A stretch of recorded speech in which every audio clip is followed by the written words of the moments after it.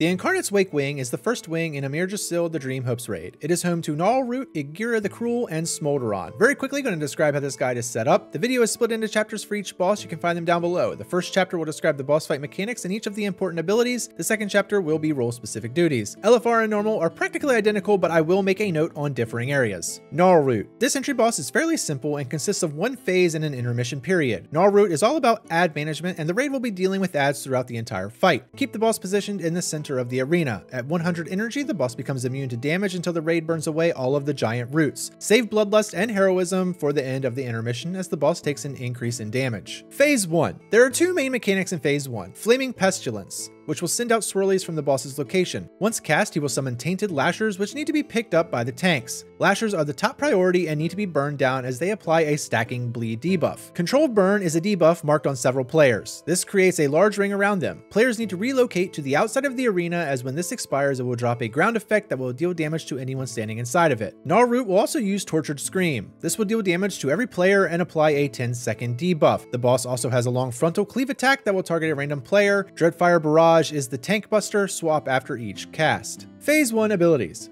Flaming Pestilence. Patches of Earth explode, dealing damage to players caught in the blast. This also summons Tainted Lashers. Tainted Lashers. These deal raid damage when they spawn. They also buff each other when they are close. And finally, they apply a stacking bleed debuff. Controlled Burn. This marks several players with the ring, deals damage to anyone inside the ring, and lasts for 6 seconds. Upon expiration, it leaves an area of scorched earth, which will deal damage to any player standing in it. Tortured Scream. This inflicts damage to every player and applies a 10-second dot that ticks damage every second. Shadow Flame Cleave. This is a long-range frontal cone attack. Dreadfire Barrage. This is the tank buster. It deals physical and magical damage, applies a stackable debuff that increases Shadow Flame damage taken by 20%. Role-specific duties. Tanks. Keep the boss in the center. Off-tank needs to pick up the Lashers. Taunt swap after each Dreadfire Barrage. Healers. Controlled Burn targets need extra heals. Expect raid-wide damage for 10 seconds with each Tortured Scream. DPS. Use a cleave build. Ads are top priority. Drop Controlled Burn away from the boss. Damage reduction cooldowns when Tortured Scream is used. The Intermission. When Gnarlroot reaches 100 energy, he uses Potent Fertilization. This makes him immune to damage. It summons big roots around the arena and deals raid-wide damage every 5 seconds. The way to remove the roots changes depending on your difficulty. On LFR, everyone is afflicted with the debuff Ember Charred. Just make contact with the roots and they will begin burning. On normal, the boss will use Searing Bramble, which marks circles around the arena. At least one player must soak this, or it will do damage to the entire raid. Once soaked, you will obtain the Ember Charred debuff and can burn away the roots. It is a stacking debuff, and while it deals damage over time, each root you touch will remove one application of the debuff. Once all the roots are burned away, Gnarlroot is uprooted and immobilized for the next 20 seconds. During this time, he will take 100% increased damage. After the uprooted expires, he will buff himself to increase all damage done by 10% and resume Phase 1. Intermission abilities. Potent Fertilization. Casted at 100 energy. The boss becomes immune to damage, it summons big roots around the arena, and deals raid-wide damage every 8 seconds. Doom Roots. These deal damage to any player that stands in the circle as they spawn. They are removed by the Ember Charred debuff. Searing Bramble. Locations around the map are marked and need to be soaked. It applies the Ember Charred debuff. For any circle not soaked, it will deal damage to the entire raid. Ember Charred. This is the stackable debuff that deals damage every second. This transfers to the Doom Roots. Uprooted Agony. When all Doom Roots are removed, the boss is immobilized and begins taking 100% increased damage for the next 20 seconds. After 20 seconds, the boss gets a stacking 10% damage increase. Role-specific duties. Tanks. Pick up and group all the Lashers together, help burn the roots, be ready to taunt the boss once it is mobilized. Healers. Expect constant raid-wide damage. Damage ramps after each intermission. DPS. Burn down the Lashers. Soak the Falling Bramble and burn the Doom Roots. Bloodlust when all roots are removed. Big damage cooldowns during Uprooted Agony. Igira the Cruel. This boss has one phase and one intermission period. However, the boss gains a new mechanic after each intermission period, and that new mechanic is chosen by the raid. Allow me to explain. The initial pull of the boss will be Phase 1. At 100 energy, the intermission will begin. During the intermission, the arena has 3 weapons lying on the ground. A knife located at the 3 o'clock position, a sword located at the 6 o'clock position, and an axe located at the 9 o'clock position. The boss will create circles around each of these weapons, and one of the circles must be soaked by the raid. Whichever circle is soaked, Igira will gain a new mechanic in relation to that weapon. If no circles are soaked, then the raid wipes. The more players inside the circle, the faster it soaks. After the intermission period, Phase 1 repeats, but with that new mechanic added to the boss's rotation. The current preferred order to soak the weapons is the sword first, the knife second, and the axe third. Just note this is not set in stone, it depends on your raid and party makeup. Phase 1. The boss should be tanked facing away from the raid. Both tanks should stack on each other and all melee should position behind. Igira's melee attacks must be split between 2 targets, so any DPS standing in front will also be cleaved. The main mechanic here is Blistering Spear. Igira will target a few raid members and throw a spear at them. This spear will stick in the ground, create a pool of shadow flame, and it will chain to that player, making them unable to move out of the pool. The raid needs to quickly DPS down the spears. These spears don't deal dangerous damage and should be grouped up near the boss to be cleaved down. Igira will also use Twisting Blades. She targets a random raid member and summons 3 blades that will then travel towards that player.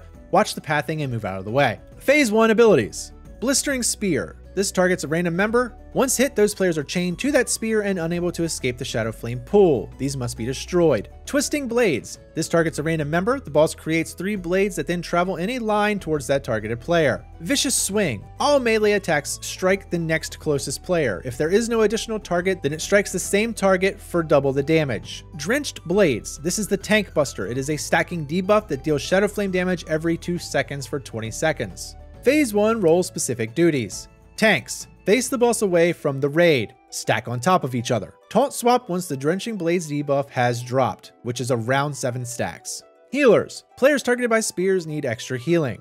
DPS. Spears are the priority. Group them near the boss and destroy them. The Intermission. Once Igira reaches 100 energy, she will buff herself, increasing all damage done by 10%. This affects stacks. She starts the intermission by knocking back all players and marking all 3 weapons with the ring. The raid must pick a weapon and stand inside that circle in order to make it shrink. The weapon that is soaked will add a new mechanic to the fight. While players are soaking a weapon, swirlies will appear in and around the circles and must be avoided. Intermission abilities. Marked for Torment. This is used at 100 energy. It knocks all players back and ignites the 3 weapons in the arena. Searing Sparks. Each time Igira smashes her hammer, it deals damage to the entire raid and rains sparks down on the area marked by swirlies. Gathering Torment. This is the debuff from standing inside the circles. This deals damage every second until you leave the circle. Ruinous End. If no area is soaked before the intermission ends, it will wipe the raid. Intermission role-specific duties. Tanks and DPS. Soak the same weapon, use defensive cooldowns, and watch your feet. Healers. Expect constant raid-wide damage the entire intermission. Weapon activation mechanics. After the intermission, Phase 1 repeats. However, a new mechanic is added to the rotation depending on which weapon was soaked. I will list each weapon and the mechanics associated with it. Once a mechanic is activated, it will be permanently added to the boss's rotation. Therefore, I will list them in the preferred order of activation. The first weapon, the Sword. This activates the Slicing Torment. Smashing Viscera. Igira leaps to 2 players, inflicting big damage to that player and anyone else standing inside the circle. Healers, be aware that this will also deal raid-wide damage each time she jumps and lands. The second weapon, the Knife, activates the Flaying Torment. Heartstopper. Igira marks several players with a Healing Absorb for 15 seconds. Once removed, any player standing inside the circle will also take damage. Players targeted should move away from other members. The third weapon, the Axe, activates the Hacking Torment. Umbral Destruction. Igira will create a ring on the ground around the active tank that will deal massive damage to all players inside. Players should gather inside the circle to help split the damage. The Axe has a main difference between LFR and normal. On LFR, all players can stand inside the circle. On normal difficulty, the raid must split in half. Any players that soak the Umbral Destruction are unable to soak the next Umbral Destruction, therefore 2 groups have to rotate the soaks. Smolderon the Firelord. This is a high damage, high healing DPS race that will punish party members not performing mechanics correctly. There is a Phase 1 and a Dancing Intermission period. Bloodlust and Heroism should be used during the intermission period as the raid receives a big damage buff. Phase 1. The boss should be tanked in a clockwise circle around the arena's outer edge, only rotating to avoid the lava puddles. Smolderon will use 2 mechanics together, Brand of Damnation and Overheated. Overheated will mark several players with a fire ring. Players with this ring need to run to the edge of the arena away from the raid, as once the timer expires it will deal damage to anyone standing inside. While Overheated is used, Smolderon will target the main tank with Brand of Damnation. This is a soaking mechanic that must be soaked by at least 4 members, excluding the off tank. Those players not targeted with Overheated must soak this with the tank. All players hit by this attack are branded with a Healing Absorb. Once removed, it will leave an area behind that will explode after 4 seconds. Occasionally, Smolderon will cast lava geysers that will target random players' feet. These geysers will erupt, dealing damage and leaving behind a lava pool. These lava pools do not disappear. Phase 1 abilities. Brand of Damnation. This is a soaking attack that is targeted on the main tank. Split damage between party members, must be soaked by at least 4 people. Ember Scar's Mark. This is the debuff applied after hit with Brand of Damnation. It increases damage done by Brand of Damnation by 500%.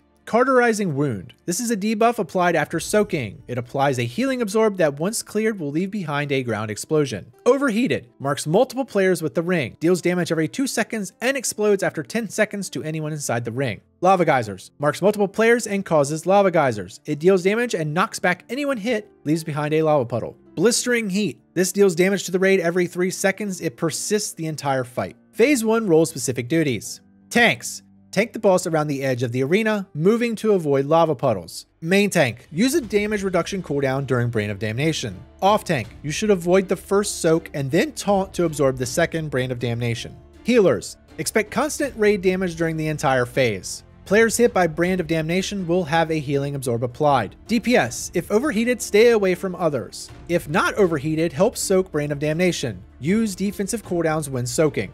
The Intermission.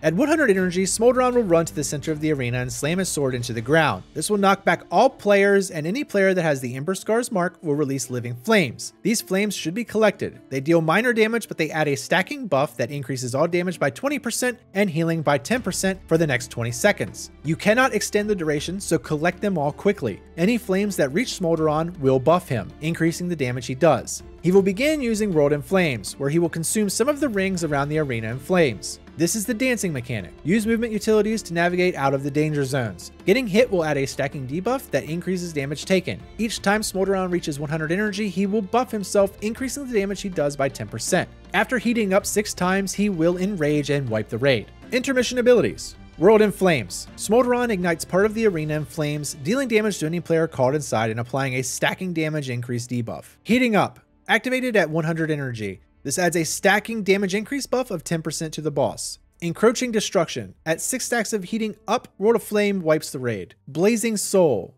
A slight alteration to Blistering Heat. This now takes damage every single second instead of every 3 seconds. It only lasts during the intermission. Intermission role-specific duties.